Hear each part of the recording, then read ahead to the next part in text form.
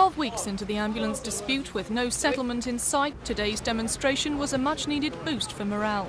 Suspended crews from all over London travelled by coach to Jubilee Gardens on the South Bank, where the march was due to begin.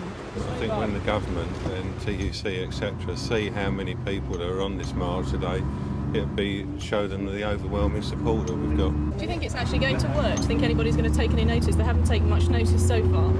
Everything helps, and yes, I do, and I believe that they're going to take notice of what we're doing today. Some crews even turned out from as far away as Yorkshire, determined to make politicians listen. If Mr Clark is watching, I would like to ask him, are you blind? Can you not see that the country are behind the ambulance workers in this dispute? Can we get to arbitration and get this totally unfair dispute settled once and for all? Although the ambulancemen were expecting a good turnout, they weren't prepared for the 2,500 people who finally took to the streets. Members of 10 different unions joined the march to show their support, some on 24-hour strike. The protest hit town hall services in Islington, Hackney, Camden and Lewisham. Even nurses at some London hospitals withdrew their labour. Because they need solidarity support. There has been in dispute now for 12 weeks, and it's about time people came out and took support with them. What do we want? Arbitration! When do we want it? Now! The marchers were determined to make their point. The public were happy to back them.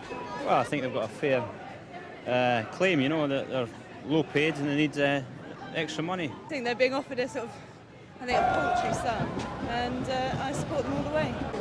Even a train driver took the time to toot his support.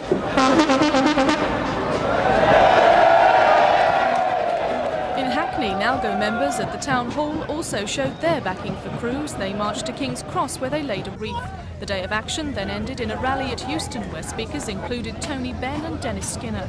And while the ambulance crews enjoyed today's public display of solidarity, the Breakaway Ambulance Union, APAC, which the government hoped might crack the 3-month deadlock in the dispute, said it was on the verge of launching its own industrial action. Sharon Doughty for Thames News.